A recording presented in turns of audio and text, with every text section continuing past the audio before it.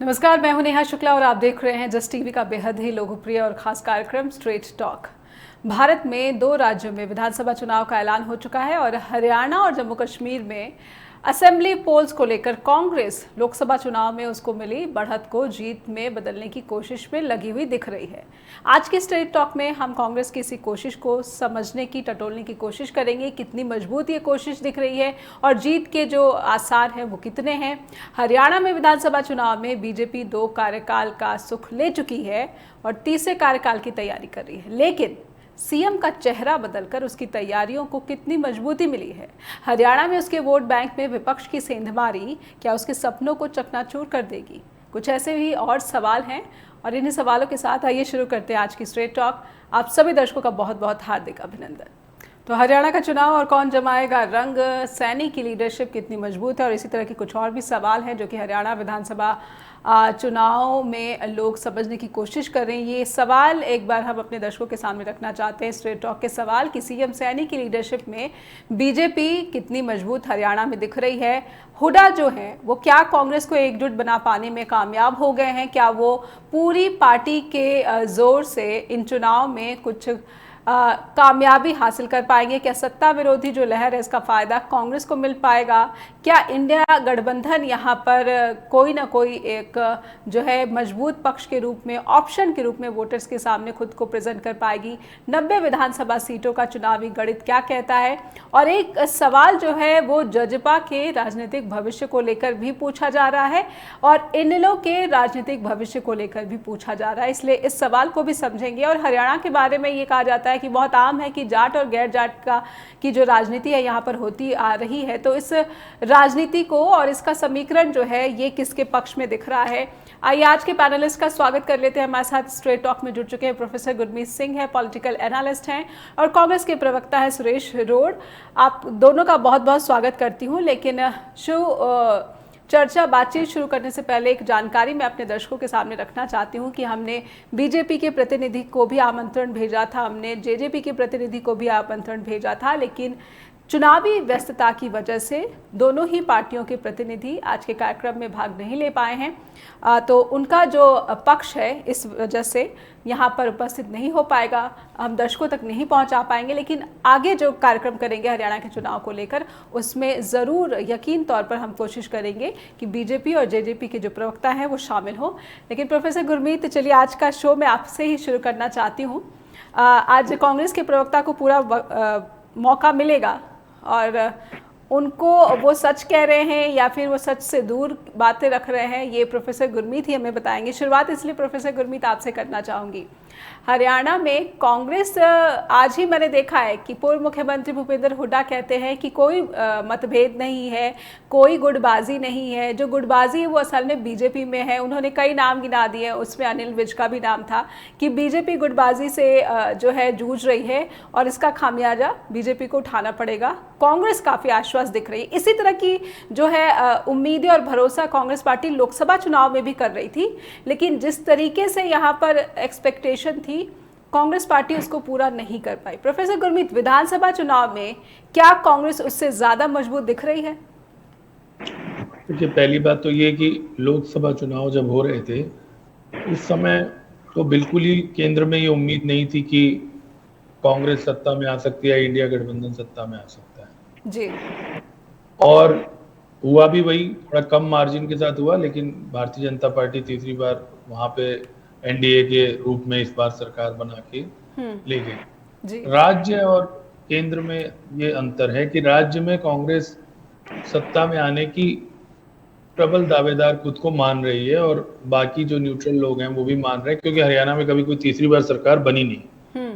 तो जो स्टेक्स हैं नेताओं के वो यहाँ ज्यादा हाई हैं। तभी तो ये बात चल रही है कि ऐसा उन्होंने कहा या नहीं कहा, लेकिन जो अखबारों में बयान आ रहे कि भाई रणदीप सुरजेवाला भी इच्छुक हैं और शैलजा भी इच्छुक हैं, जबकि रणदीप सुरजेवाला राज्यसभा में है राजस्थान से और शैलजा जी तो अभी जीती हैं। तो सभी लोग विधानसभा चुनाव में, क्योंकि सत्ता और दूसरा जो सीधा सीधा एक हिस्सेदारी, सीधे सीधे अपने एरिया के काम, सीधे सीधे वर्कर्स को मोबिलाइज करना, अन्य आप चीजें भी उसमें मान लें जो शायद राजनीति के लिए अच्छी नहीं मानी जाती, संसाधनों का जुटाना, वो सब भी प्रदेश में सत्ता आने से ज्यादा होता है। इसलिए प्रदेश में स्टेक्स आई और हाई कमान भी उनको यही समझाएगा कि भाई पहले सत्ता आए तभी कुछ मिलेगा, बिल्कुल। अगर आपस में लड़ते रहेंगे तो फिर किसी को कुछ नहीं मिलेगा। अगर तो ऐसे हर राज्य में कांग्रेस में गुटबाजी तो है, उससे तो इनकार नहीं कर सकते, चाहे वो हिमाचल प्रदेश में हो, चाहे वो कर्नाटका में हो और हरियाणा में हो, जहां भी सत्ता में ये लोग आए हैं या आने की उम्मीद रखते हैं। जी। तो और पिछले 1-2 दिन से आपने देखा होगा इस तरह की खबरें भी आई, फोटो भी आई कि एक टेबल पे सभी हुड्डा जो साहब है और विरोधी, एक दूसरे के विरोधी कहे शैलजा जाने जी वाले। जी। और रणदीप सुरजेवाला बैठे। बहुत बार ये भी कहा जाता है कांग्रेस की तरफ से, हालांकि मैंने पहले ही कहा कि गुटबाजी है और खूब डट के है, वो भारतीय जनता पार्टी में भी होती है, लेकिन उनकी अपनी सीमाएं हैं, उनके पार्टी का कल्चर अलग है। नहीं तो किसको नहीं मालूम कि अनिल विज जब नायब सिंह सैनी का नाम प्रस्तावित हुआ तो वो उठ के और कुछ रूठ कर शब्दों का चले गए थे। इस्तेमाल करके गए थे। ना सिर्फ रूठ के गए थे, उन्होंने कुछ शब्द भी वहां उच्चारित किए थे जिसके बारे में काफी लोग जी। चर्चा करते रहे थे बाद में। तो गुटबाजी तो रहती है, लेकिन जैसे मैंने बताया कांग्रेस उसको ये कह देती है नहीं जी सारे नेता अपने अपने क्षेत्रों में मुख्यमंत्री दावेदार बना के पेश करते हैं तो ज्यादा फायदा होता है कि उससे उस एरिया में उनके प्रभाव क्षेत्र में ज्यादा सीटें आ जाती हैं। जी। तो जैसे भी है, लेकिन कुल मिला के कांग्रेस में गुटबाजी है और कांग्रेस के नेताओं को मैं कई बार ये कहता हूँ कि हम लोग जब चर्चा करते हैं तो कई बार हम लोग ध्यान देने की कोशिश करते हैं राजनीतिक पार्टियों को, भाई गुटबाजी से आपका नुकसान होगा, जी। ये होगा, लेकिन उन्हें सब पता होता है। तो नेताओं को कहीं ज्यादा हमसे पता है, वो डायरेक्ट फील्ड से उनके पास रिपोर्ट रहती है। जी। वो कहते चाहे कुछ रहे, वो पब्लिक फेस, वो चाहे जो कहें वो उनकी मजबूरी है ना। अगर वो नहीं कहेंगे तो वो तो फिर आखिरी आप जानते हैं 2-2 लाख के मार्जिन से अगर लीड हो और लास्ट राउंड में टोटल वोट ही 1 लाख काउंट होने हो तो भी आप कहते मिल जाएंगे आपको नेता की जी पहले आखिरी राउंड पूरा होने दीजिए काउंटिंग का, अभी कुछ भी हो सकता है, ये हो सकता है। कई बार हम लोग तो 2 लाख की लीड है तो आखिरी राउंड में कहते जब आखिरी राउंड में वोट ही, बट ये एक परिपाटी है और अच्छी बात है। राजनीति में जो लोग हैं उनको पता है कि भाई हमने अंत तक हार नहीं माननी, तो वो इस तरह की बातें डिनाई करेंगे, कोई पार्टी नहीं कहेगी जी हमारे गुटबाजी है। पर क्या आपको लगता है कि नेताओं को नहीं पता कि गुटबाजी है? उनके पास तो ये खबर होती है कि कौन आज कहाँ गया, किससे मिला, किसने क्या बात की, तो नेता लोग अच्छे से जानते हैं। और कांग्रेस हरियाणा में क्योंकि एक बना बनाया खेल अपना बिगाड़ना नहीं चाहेगी, तो जाहिर है कि थोड़ा सावधानी वो बरतेंगे इस संबंध में और हाईकमान भी बरतेगा। और बाकी अब तो महीने का खेल है, अब 1 महीना आप मान के चलिए। नहीं, मुझे लगता है प्रोफेसर गुरमीत कहीं ना कहीं लोकसभा चुनाव में कांग्रेस काफी ओवर कॉन्फिडेंट हो गई थी, तो उस ओवर कॉन्फिडेंस से कुछ सबक लिया है कांग्रेस ने इसको। पहले तो कांग्रेस के लोग पहले तो शुरू में तो केवल 2 ही सीटें मान रहे थे कि शैलजा जी की, और क्योंकि जिस तरह का माहौल बना था दीपेंद्र हुड्डा और शैलजा जी, और बाद में जो जैसे मैंने बताया कि कोई हम ये तो चुनाव है, इसमें सीटें तो कुछ अब अगर आप सोचें कि एक पार्टी जो 10 साल से सत्ता में है वो एक भी चुनाव एक भी सीट नहीं निकालेगी तो वो थोड़ा वो नहीं होता, कई बार रोष होता है तो जीरो भी हो जाती है। लेकिन 10 साल से भारतीय जनता पार्टी पावर में थी ना, और केंद्र का चुनाव था और केंद्र में सब लोग ये मान के चल रहे थे कि मोदी जी आएंगे दोबारा, सब लोग मान रहे थे, तो उसका लाभ तो भारतीय जनता पार्टी को हुआ होगा कहीं ना कहीं। अब प्रदेश में हर आदमी ये मान के चल रहा है कि कांग्रेस आएगी, तो वहां पर कांग्रेस को फायदा हो जाएगा, जैसे बीजेपी को लोकसभा चुनाव में हुआ। तो मैं नहीं मानता कि एंड में आके गुटबाजी वगैरह से बहुत फर्क पड़ता है, और गुटबाजी सारी पार्टियों में। हाँ, अब देखना पड़ेगा कि टिकटों के बंटवारे के बाद जो बागी उम्मीदवार हैं वो किस पार्टी से कितने आते हैं। तो अगला महीना है, बस सितंबर का महीना है, अगस्त तो आप समझिए हो ही गया, और सितंबर में सारा खेल होगा। और उसके बाद बीजेपी की तैयारियों के आगे जो है कांग्रेस की तैयारियां जो है, क्योंकि काफी अनुशासन जो है बीजेपी में खास करके चुनाव के लिए देखा जाता है, ऐसे में कांग्रेस अगर ये गुटबाजी की खबरों पर ही सफाइयां देती रहेगी तो फिर वो जो है चुनावी रणभूमि में कितनी तैयारी करेगी, जनता के सामने अपने मुद्दों को कितनी स्पष्टता से रख पाएगी। बीजेपी में भी उत्तर प्रदेश में जो हो रहा है वो आप देखिए। जी जी जी, मैं समझूंगी। जब बात निकली है कांग्रेस की गुटबाजी की, लेकिन कांग्रेस ने गुटबाजी के बावजूद हिमाचल प्रदेश के विधानसभा चुनाव में जीत का परचम लहराया था। हालांकि उसके बाद भी जो गुटबाजी है उसकी खबरें हेडलाइंस बनती रहीं, लेकिन लोकसभा चुनाव में फिर से जो वहां पर हार मिली, तो इसकी वजह से भी फिर से वो जो गुटबाजी है, वो पार्टी का जो गुटबाजी का जिन है वो बार बार सामने निकल कर आ रहा है। इसीलिए हरियाणा में विपक्ष के रूप में कांग्रेस की चुनौती कितनी मजबूत है। तो हरियाणा के चुनावों को समझने की कोशिश करें। हमारे साथ प्रोफेसर गुरमीत सिंह भी जुड़े हुए हैं और कांग्रेस के प्रवक्ता सुरेश रोड भी जुड़े हुए हैं।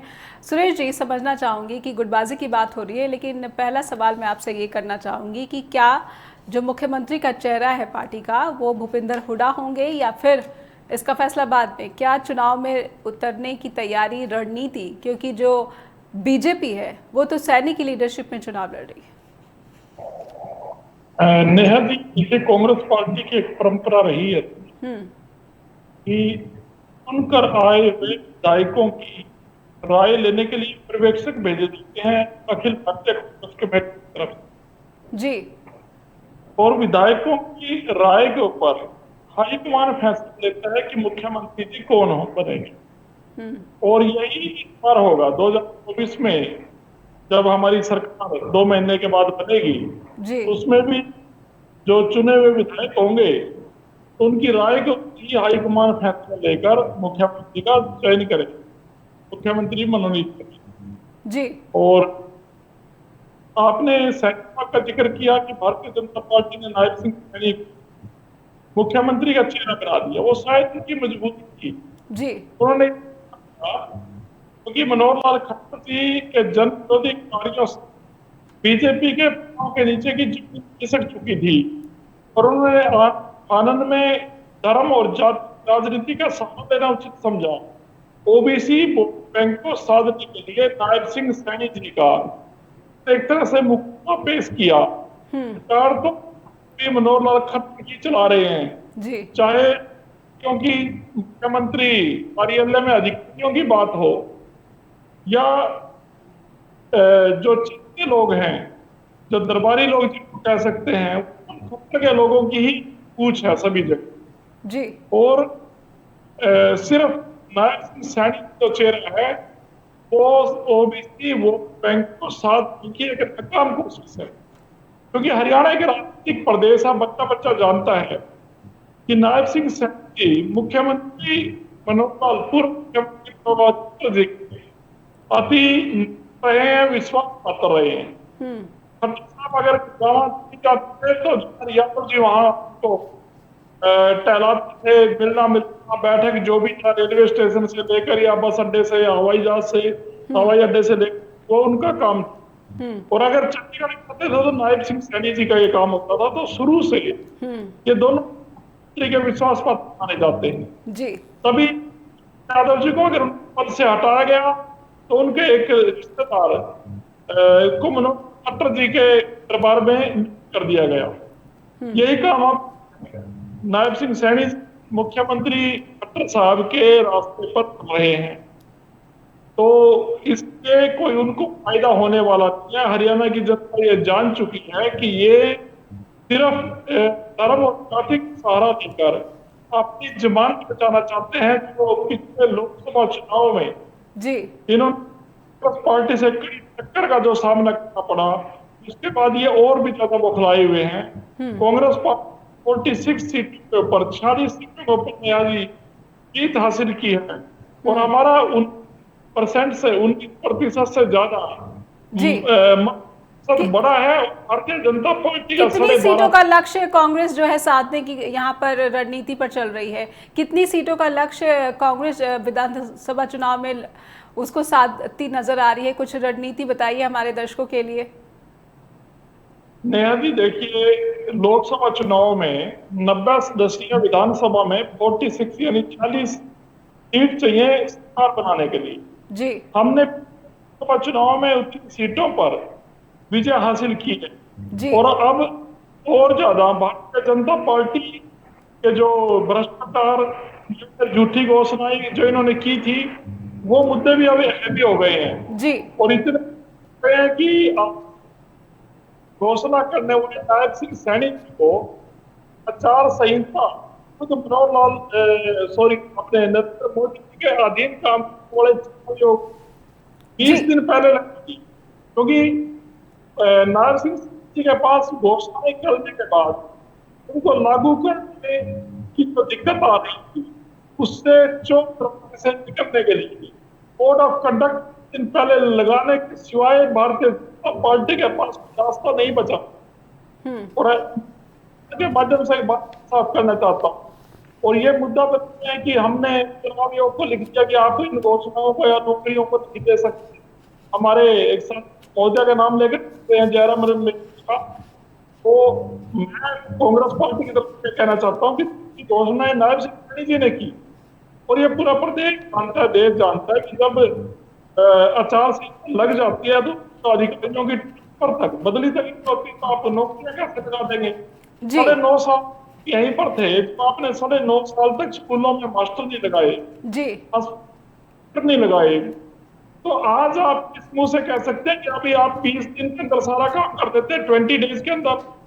फिर ये आचार संहिता, प्रोफेसर साहब भी मेरी बात से सहमत होंगे, गुरमीत जी बैठे हैं, बड़े वरिष्ठ पत्रकार भी रहे हैं और एक विशेषज्ञ भी हैं। तो अगर 20 दिन में आप कैसे कर सकते इतने काम? आचार संहिता तो मोदी जी के अधीन काम करने वाले चुनाव आयोग नहीं लगाई, हमने तो लगाई नहीं, तो हमारे ऊपर आरोप क्यों लगा रहे हैं लोग जी? कितनी बड़ी साजिश है बीजेपी की कि कहते हैं कि हम तो घोषणा लागू कांग्रेस के सांसद ने चुनाव आयोग को पत्र लिख दिया जी। भाई चुनाव आयोग क्या बच्चा है? चुनाव आयोग नहीं जानता, या चुनाव आयोग की कोई इतनी जिम्मेदारी नहीं बनती कि कोड ऑफ कंडक्ट में जो काम नहीं हो सकते, ये चुनाव आयोग का कार्य है, अपने आप ही बनता है, उन्हें खुद देखना चाहिए। हमारे सांसद को तो चिट्ठी भी नहीं लिखनी चाहिए, इस बारे में जरूरत ही नहीं पड़नी चाहिए। हमने चिट्ठी तब लिखी जब आचार संहिता का उल्लंघन करते वक्त हमारे सामने कोई सबूत पेश हुए जी, और पार्टी इस विषय पर गिरी हुई नजर आई। आज मैं ये कहना चाहता हूँ, दोबारा आपके बात को पूरी करता हूँ कि अब ये मुद्दे लोकसभा चुनाव के बाद इतने हैवी हो गए हैं कि भारतीय जनता पार्टी सैनिक नरेंद्र मोदी की सरकार को अपना पाना भारी पड़ रहा है। ये सत्ता से होने का अपना मन बना चुके हैं, क्योंकि इन्होंने हार मान ली है। इनके कार्य नहीं तो इनकी घोषणा ही नहीं करती, 20 दिन पहले आचार संहिता नहीं लगाते।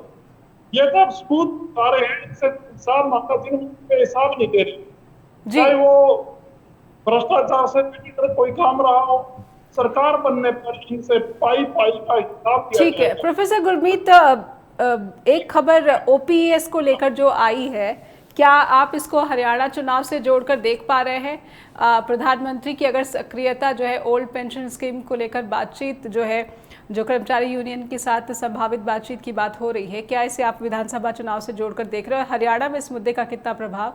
कहीं ना कहीं सुरेश रोड ने जिस तरह से भर्तियों का जिक्र किया है, उससे कर्मचारियों को भी यहाँ पर माना जा सकता है कि बीजेपी साधने की कोशिश कर रही है, और कर्मचारियों के साथ साथ जो मैं समझना चाहूँगी कि जाट और गैर जाट का जो राजनीतिक समीकरण है, आप इसे किसके पक्ष में देख रहे हैं? इस सवाल को समझूंगी, प्रोफेसर गुरमीत से समझने की कोशिश करेंगे कि क्या बीजेपी अपनी हार को देख रही है, इसीलिए सभी पक्षों को टटोल रही है, सभी पक्षों की नाराजगी को दूर करने की कोशिश कर रही है?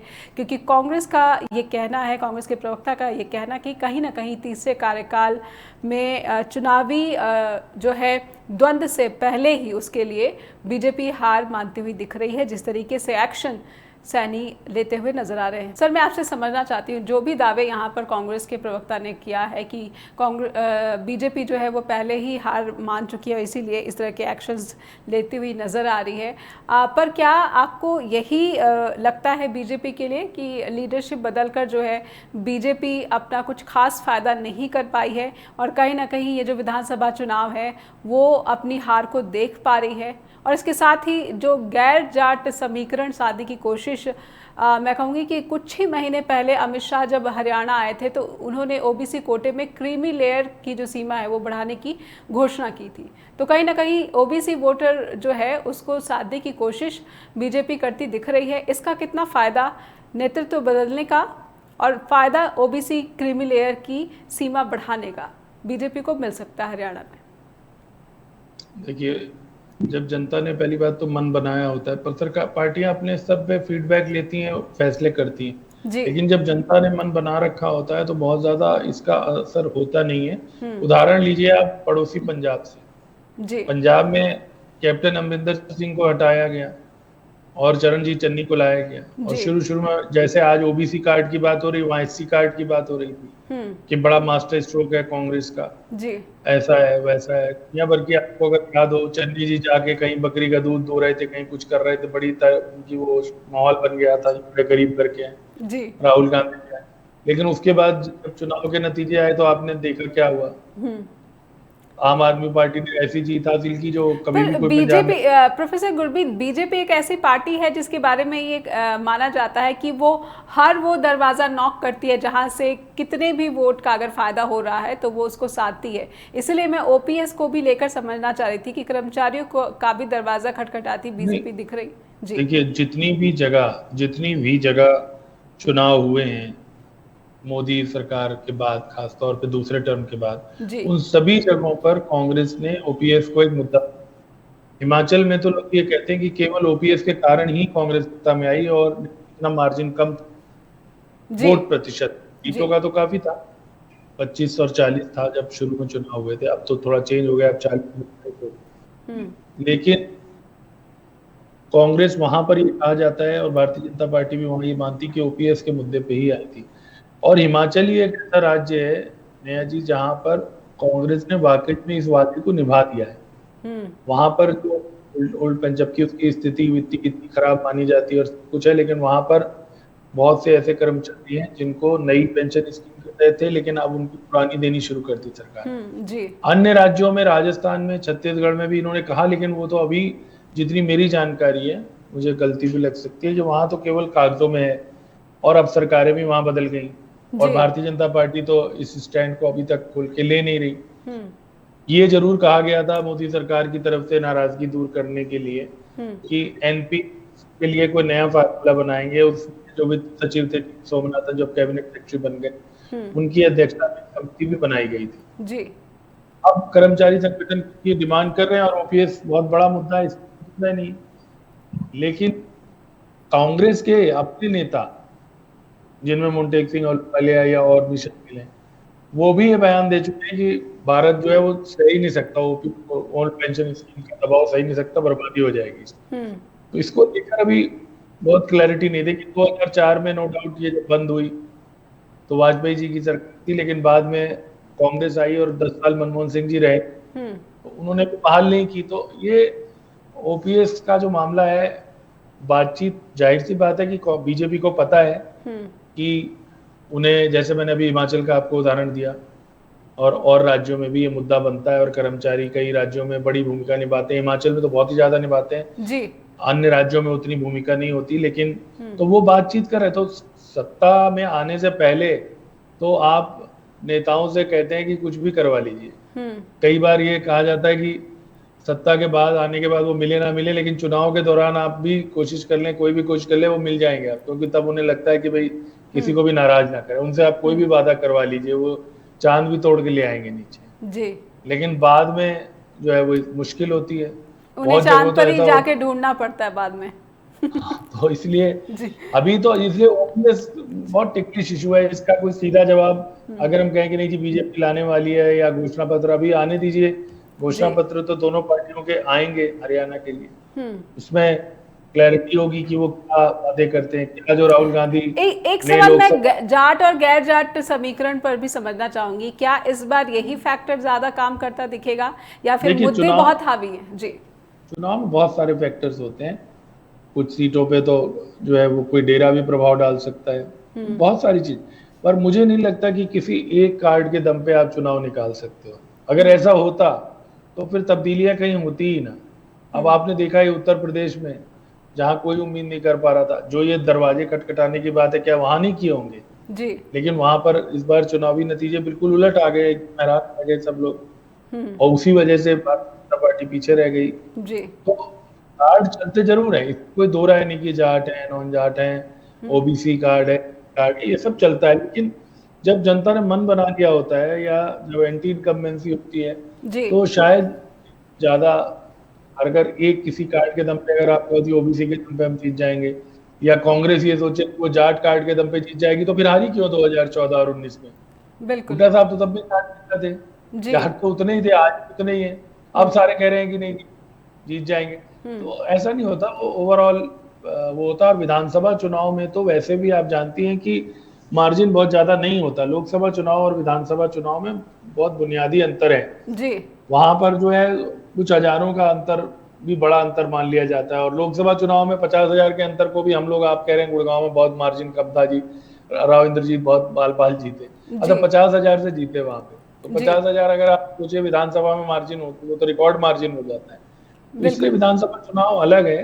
तभी मैं कह रहा हूँ ये जो 5-5 की बात है, अगर ऐसी होना तो ठीक है, फिर ये 44 आ जाएंगी, आम आदमी पार्टी में ला लिया, चलो उस समय जब था तो 46 बीजेपी कांग्रेस की आ जाएंगी तो कांग्रेस। अभी जो मौजूदा विधानसभा की स्थिति है, हरियाणा की जो मौजूदा विधानसभा की स्थिति है और जजपा की जो स्थिति है, उससे आप ये आकलन लगा पा रहे हैं कि कांग्रेस का जो पलड़ा है वो भारी दिख रहा है? इसमें कोई दो राय नहीं है कि कांग्रेस का पलड़ा भारी है। वो इसलिए नहीं भारी है कि कांग्रेस जो है वो बहुत महान पार्टी है, बड़ा उसने अच्छा काम कर दिया या विपक्ष में रह के बहुत काम कर दिया, ऐसा नहीं। 10 साल वो रह लिए जी, दूसरी बार भी बाल बाल बचे थे। मैंने पहले भी कई बार कहा ये कि हरियाणा में कोई भी पार्टी आज तक 3 बार सरकार नहीं बना पाई। दूसरी बार जो सरकार बनी, एक बार हुड्डा साहब ने और एक बार मनोहर लाल जी ने, वो भी गिरते पड़ते बनाई सेकंड टर्म। वो 75 पार कह रहे थे, 40 पे अटक गए थे। और हुड्डा साहब भी आपकी जानकारी के लिए एग्जैक्टली इतने पे ही अटके थे। उनको भी कुलदीप बिश्नोई से समर्थन लेना पड़ा था और इधर जो है वो इनको भी समर्थन जजपा से लेना पड़ा था। ऐसे में इंडिया गठबंधन का स्कोप जो है प्रदेश में बढ़ जाता है। जी, आज की राय में जैसे हम कहते हैं ना, कोई खेल होता है, वनडे मैच होता है, क्रिकेट मैच होता है, तो भाई इंडिया फेवरेट है या इंग्लैंड फेवरेट है, ऑस्ट्रेलिया फेवरेट है, उलटफेर तो फिर भी हो सकता है। लेकिन जो फेवरेट आज इस चुनाव में है तो उसमें कांग्रेस है, कोई दो राय, क्योंकि सीधा मुकाबला माना जा रहा है। जजपा और आईएनएलडी जो है वो इस बार रेस में उतनी नहीं है, आम आदमी पार्टी का भी उतना नहीं लग रहा। तो जब सीधा मुकाबला होगा तो जो अपोजिशन का वोट है वो बटेगा नहीं। अगर बटेगा नहीं वो आ जाएंगे। यही अब देखना होगा, टिकटों का डिस्ट्रीब्यूशन होता है तो बागी उम्मीदवार कितने आते हैं और वो इस तरह का खेल बना या बिगाड़ सकते हैं। क्योंकि आपने भी देखा राज्यसभा चुनाव में 43 आदमी लेके खड़े हो गए वो, जबकि वहां खड़ा करने की जरूरत भी नहीं थी, बिल्कुल, लेकिन खड़े हो गए। जबकि ये हो रहा था उनमें से कई विधायक तो ऐसे थे जो ये कहा जा रहा था कांग्रेस के साथ जा रहे, बट कांग्रेस ने क्योंकि उम्मीदवार ही नहीं उतारा वो अपना उधर खड़े हो गए।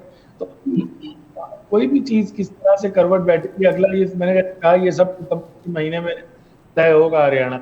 बिल्कुल, और कहीं ना कहीं माइक्रो मैनेजमेंट की जो आप बात कर रहे हैं इसकी माहिर तो बीजेपी है। कांग्रेस को सचेत हो जाना चाहिए। बेशक आप इससे पूरी तरह से आश्वस्त दिख रहे हैं कि आपका पलड़ा भारी है, गुटबाजी पर लगाम कहीं ना कहीं केंद्रीय कमान, जो आला कमान है, उसके कहने पर यहाँ पर दिख रही है। लेकिन माइक्रो मैनेजमेंट में कांग्रेस हमेशा पिछड़ जाती। हमने जो पिछले कुछ विधानसभा चुनाव में देखा है और लोकसभा चुनाव में भी जितनी सीटों की अपेक्षा उतनी सीटों पर जीत जो नहीं मिल पाई। पूरी लहर थी, लेकिन उसके बावजूद जो भारत जोड़ो न्याय यात्रा थी उसकी उतनी जो है लहर नहीं देखने को मिली। एक और सुरेश रोड के पास लेकर चलना चाहेंगे दर्शकों को। सुरेश जी, इतिहास तो आपके साथ है लेकिन वर्तमान शायद इतना साथ नहीं है। इतिहास कहता है कि तीसरी बार जो है शायद बीजेपी ना आए, लेकिन वर्तमान जो है माइक्रो मैनेजमेंट की बात है। कांग्रेस इंडिया गठबंधन की यहाँ पर रणनीति को आगे बढ़ाएगी जैसा लोकसभा चुनाव में देखने को मिला था, क्योंकि जम्मू कश्मीर में तो अलायंस का फैसला हो चुका है। हरियाणा में क्या है? जी नेहा जी, हरियाणा में कांग्रेस पार्टी अपने दम पे 90 के 90 विधानसभा सीटों का चुनाव लड़ी जी। लोकसभा चुनाव में बिल्कुल आपने सही कहा कि आम आदमी पार्टी के साथ हमारा राष्ट्रीय स्तर पर जो गठबंधन हुआ था उसमें हरियाणा में 1 और 2 सीटों पर हमारा, लेकिन वो लोकसभा चुनाव के बाद समझौता संपूर्ण हो जी। चैनलों पर कई डिबेट देखते हैं, कहते हैं कि आप पार्टी का जो समझौता टूट गया, वो टूटा संपूर्ण हो गया जी। ही लोकसभा राष्ट्रीय स्तर पर अब हरियाणा में कांग्रेस पार्टी इसलिए अपने दम पे लड़ेगी क्योंकि मैं आपको इतिहास का जिक्र किया, मैं ज्यादा लोग पीछे तो नहीं, लेकिन 2 साल पहले के इतिहास पे चलता हूँ। आदमपुर बाई इलेक्शन हुआ जी 2 साल। आदमपुर बाई इलेक्शन में आम आदमी पार्टी ने लोकसभा चुनाव से पहले की ये बात है अलग से चुनाव लड़ा। वहां पर उनकी कितनी प्रतिशत वोट आई थी आप ही जानते हैं, यानी जमान जल थी पार्टी। तो हमने आपकी पार्टी से जो समझौता किया वो इसलिए नहीं किया कि हमारे मत प्रतिशत में बढ़ोतरी हो जाएगी आदमी पार्टी के सदस्य से, बल्कि हमने तो राष्ट्रीय स्तर पर समान विचार रखने वाले सहयोगी दलों का एक मैसेज देना था पूरे देश में कि इतने दल राहुल गांधी जी के पास, यानी 26-27 छोटी पार्टी राहुल गांधी जी की कांग्रेस पार्टी के साथ करते संगठन लाकर नरेंद्र मोदी की कट्टरपंथी विचारधारा के खिलाफ लड़ने को तैयार है। कांग्रेस के पीछे वो लोग तैयार है, इसका इंडिया गठबंधन के नाम से हमने नारा दिया था। और हरियाणा में अगर मत प्रतिशत बढ़ने की बात होती तो हम ये समझौता आगे भी रख सकते थे, लेकिन हमने उस चीज को जोड़ दिया क्योंकि हरियाणा में कांग्रेस पार्टी सबसे में 63 सीट का इतिहास हरियाणा में कांग्रेस के नाम से। और अब मैं इस टीवी शो के द्वारा प्रदेशवासियों को जानकारी देना चाहता हूँ जी कि 67 सीट का रिकॉर्ड 2 माह के बाद हरियाणा में कांग्रेस पार्टी ही अपने रिकॉर्ड को तोड़ने जा रही है। इस बार हरियाणा में दिवाली बनेगी, दिवाली का मेरे ख्याल टाइम आएगा 2 माह के बाद जैसे आएगी, तो हरियाणा में सरकार को क्षमता करने के लिए लोग जो है वो जनता चुनाव बैठेंगे जी। तो मैंने पहले कहा लोकसभा चुनाव 90 सदस्यीय विधानसभा में 36 सीट, यानी इतनी सरकार बनाने के लिए चाहिए इतनी तो हमारे लोकसभा चुनाव को भी मिलती है। और अब तो बीजेपी की हालात और हो गई है कि उस समय तो नया जी 2 प्रमुख। लेकिन सुरेश जी, जितने आश्वस्त आप दिख रहे हैं उतना जब टिकटों का बंटवारा होता है तो कहीं ना कहीं वो बंटवारा जो है उल्टा भी पड़ जाता है, और आप इससे इनकार नहीं करेंगे। पिछले कुछ विधानसभा चुनाव में अगर हम नतीजों की बात करें, खुद राहुल गांधी कहते हैं कि वो मध्य प्रदेश में भी जीत रहे हैं, फिर वो कहते हैं कि राजस्थान में भी, छत्तीसगढ़ में भी जीत रहे हैं, लेकिन जो है नतीजे बिल्कुल उलट आ जाते हैं। मेरे जी बहुत अच्छी बात की बताइए क्योंकि टिकटों की बहुत महत्ता होती है राजनीति में। मैं इसी लोकसभा चुनाव की एक बात बताता हूँ कि कांग्रेस पार्टी की लोकसभा प्रत्याशियों की सूचना से पहले चर्चा थी मीडिया में कि कांग्रेस पार्टी 2 या 3 सीट जीतेगी। आज देश से हमारी सूची आती है, जैसे सूची आती है रात निकलती है, सुबह 10 बजे से पहले पूरे प्रदेश की चर्चा होगी दिल्ली तक कि हरियाणा में कांग्रेस पार्टी 8 या 9 सीट जीतेगी, यानी पूरी जी। ये कि कांग्रेस पार्टी ने कांग्रेस हाईकमान ने हमारे विधायक को प्रदेश अध्यक्ष को बांट दी, मैरिट के ऊपर होते ये टिकटों की है जो आपके अंधेरे में 2 से 3 सीट की बात कहने वाले मीडिया को सुबह होते होते सूर्य उदय होते होते 8 सीट हो गए। और यही जी तो है, यही अंतर जो है हमारे आदरणीय प्रभारी होते हैं। तो कहते हैं कि श्री दीपक बाबरिया से आप देखो कि जानते हैं जब से प्रदेश में आया उन्होंने संगठन एक वो संगठन की सोच रखते हैं, उन्होंने प्रदेश कार्यकर्ताओं के सम्मान को बहाल किया है। और ये हरियाणा के नेताओं में भी और कार्यकर्ताओं में भी और जनता में भी ये एक संदेश भी छोड़ा है कांग्रेस पार्टी में इस बात की मेरिट होने को नहीं चाहिए। ठीक है, कांग्रेस जिस बात का मेरिट लेने की कोशिश करे, प्रोफेसर गुरमीत, ठीक है सुरेश जी एक लाइन जी। राहुल गांधी जी ने भी कहा है कि कांग्रेस पार्टी अपने निष्ठावान और समर्पित कार्यकर्ताओं को मैदान में उतारेगी। हमारे लिए विचारधारा की बात सबसे पहले है। हम अनाप जैसे जिंदल साहब आगे बीजेपी में 15 मिनट पहले टिकट देंगे, हम ऐसे नहीं, हमारे यहाँ पर प्रयोग होने बंद हो गई है, ना कोटा है प्रयोग है जी। यहाँ पर मेरिट और योग्य उम्मीदवारों को मैदान में उतारेंगे जो गांधी जी की विचारधारा को आगे लेकर कांग्रेस पार्टी की विचारधारा को आगे लेकर बढ़ सकते। ठीक है प्रोफेसर गुरमीत, हरियाणा एक ऐसा प्रदेश है जिसने किसान आंदोलन में जो है बढ़ चढ़कर भूमिका निभाई थी और उसके बाद से लगातार कई मुद्दे हैं, चाहे वो महिला पहलवानों का मुद्दा हो, एमएसपी की मांग को लेकर किसानों का प्रदर्शन हो, युवाओं की बेरोजगारी की बात हो, और कई जो है अन्य जो समस्याएं हैं मैं कहूँगी कि वो भी हैं। बेटियों की सुरक्षा से जुड़ा मसला है, इन सभी पर कहीं ना कहीं डेरा का भी जो मसला है उसकी भी जो नाराज़गी है वो यदाकदा सामने आती रहती है। कहीं ना कहीं यहाँ पर आप इसको कांग्रेस को क्रेडिट देंगे या यहाँ पर भी जो चुनाव है बीजेपी बनाम जनता है? देखिए, हरियाणा में अक्सर ऐसा कहा जाता है वैसे कि जनता जो है वो पहले ये तय करती है कि हराना किसको है जी। ये हरियाणा के बारे में अक्सर कहा जाता है कि और जो जीतने वाला तो ऑटोमेटिक जीत जाता है क्योंकि एक बार हराने का पहले तय होता है। तो अगर भारतीय जनता पार्टी 10 साल की सरकार रही है और आप जानते हैं कई मुद्दे रहे, किसान आंदोलन रहा और रोजगार को लेकर हुआ, पेपर लीक हुए, पोर्टल हुआ, बहुत सारे मुद्दे हैं। और ऐसा नहीं है, मैं वही कह रहा हूँ कि देखिए 14 में जब कांग्रेस आ रही थी तो कांग्रेस तो आईएनएलडी से भी पीछे चली गई थी। भारतीय जनता पार्टी तो अभी फिर भी उस स्थिति में नहीं है। तो काम तो मुख्यमंत्री भी यही थे जो अब दावेदार माने जा रहे हैं। तो इसलिए ये तो समय का चक्र है, चलता है। जो ऊपर जाता है वो नीचे भी आता है, जो अर्श पे जाता है फर्श पे भी आता है, जो फर्श पे आता है वो अर्श पे जाता है। तो राजनीति ऐसे चलती है। लेकिन हाँ, इसका मतलब ये नहीं है कि पार्टियां हाथ पे हाथ धर के बैठ जाएं। तो कोशिश, उनकी जो कोशिश है, उनका जो मैनेजमेंट है, उनके जो टिकट चयन है, उनके द्वारा जो मुद्दे उठाए जाते हैं। पर ये फैसला जो कांग्रेस का फैसला है कि वो अकेले 90 सीटों पर जो है चुनाव लड़ने जा रही है, फैसला सही रहेगा? हाँ, बिल्कुल सही है, क्योंकि हरियाणा में अभी कांग्रेस को उस तरह से गठबंधन की जरूरत नहीं है। आम आदमी पार्टी से अगर आप बात करें तो कांग्रेस अपने दम पे जीत सकती है, बशर्ते जिसे कहते हैं अपना हाउस ऑर्डर जो है वो अपने थोड़ा आत्मा अवलोकन भी करते रहें, अपनी गलतियों को भी देखते रहें, ओवर कॉन्फिडेंस ना जाए। तो वो लेकिन वो स्थिति है। लेकिन अभी मैंने जैसे बताया ना कि उम्मीदवारों का चयन होने के बाद स्थिति साफ होती है, मैनिफेस्टो के बाद भी स्थिति साफ होती है। भारतीय जनता पार्टी क्या अभी इसमें कोई और ईडी का कोई बात बीच में आती है, नहीं आती है, अभी बहुत सारे फैक्टर्स हैं।